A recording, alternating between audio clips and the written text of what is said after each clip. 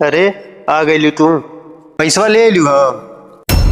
अरे पैसा कौन सा बड़ा चीज बाटे। रौरा तो कहीं तो हम अपने पति के कलेजा निकाल के रौरे हाथे पर रख दी।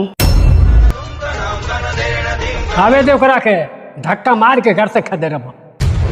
हम नहीं जानी इतना बेशर्म दिया।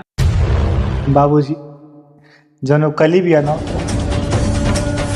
ओकर कोनो माफी नहीं बा।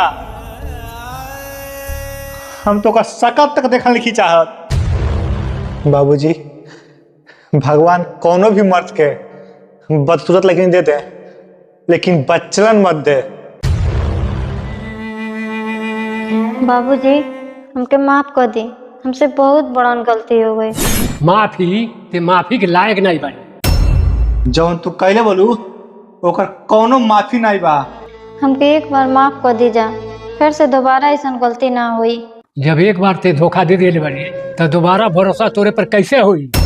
तारे आगे हाथ जोड़तनी, तू हमने की जिंदगी से चल जा। कुछ तो विधाता बोला।